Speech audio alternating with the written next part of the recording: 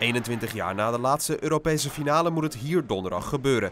In het Parc Olympique Lyonnais hoopt Ajax zich te plaatsen voor de finale van de Europa League.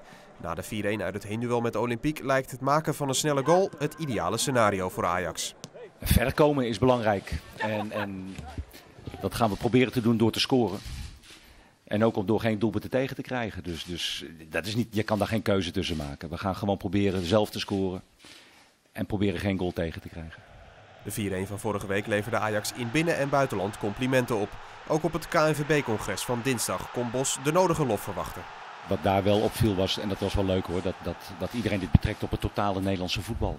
Dat het toch lang geleden is dat we daarin een klein succesje hadden. En iedereen vond het gewoon goed voor het Nederlandse voetbal.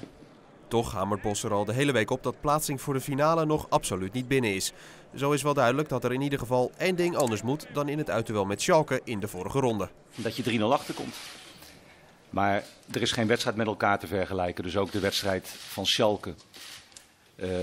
Datzelfde scenario zal zich niet hier voltrekken. Er zal een heel ander scenario zich voltrekken morgen. Omdat iedere wedstrijd zijn eigen verhaal heeft. Je pense que après le match aller, on a eu encore plus de confiance en nous parce qu'on savait que Lyon c'est une très grosse équipe avec de très grands joueurs. On vient ici avec la confiance. On sait que ça va pas être facile demain. On va se battre pour sécuriser la qualification. Om Ajax uit te schakelen zal Lyon donderdag sowieso 3 keer moeten scoren. Maar 3 goals tegenkrijgen gebeurde Ajax dit seizoen alleen uit bij Rostov en na verlenging tegen Schalke. Dat zal vertrouwen geven, absoluut. Ik ken die statistiek. De meeste wedstrijden geen tegendoelpunt of maximaal 1. Af en toe een keer 2. En dan tegen Rostov was dat aan het begin van het seizoen met nog een hele andere ploeg 4 keer. Dus dat moet vertrouwen geven. Toch is wel duidelijk dat Ajax het in Europese uitwedstrijden stukken lastiger heeft dan in de eigen arena. Als we daar nog een paar vragen over krijgen, ga je bijna aan een complex denken. En dat is niet nodig, omdat ik vind dat we ook uitwedstrijden dit seizoen in de Nederlandse competitie uitstekend gespeeld hebben.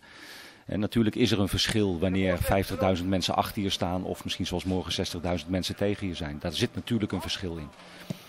Alleen wat ik probeer aan mijn spelers duidelijk te maken, dat eigenlijk geen verschil mag maken. Dat je daar juist gemotiveerd door wordt wanneer die mensen je uitfluiten. En dat je zoveel mogelijk je eigen spel speelt.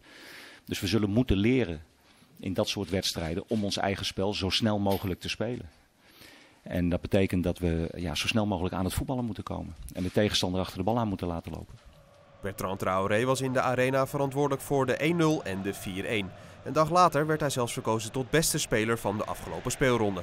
Maar de Burkinese spits heeft dit jaar ook minder goede ervaringen met halve finales.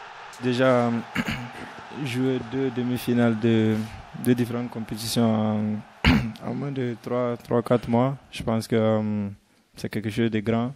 Et voilà, je pense que j'étais moins chanceux avec mon équipe nationale à la CAN.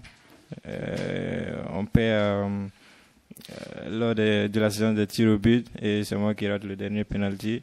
Je pense que cette fois-ci, j'espère que la chance sera de mon côté.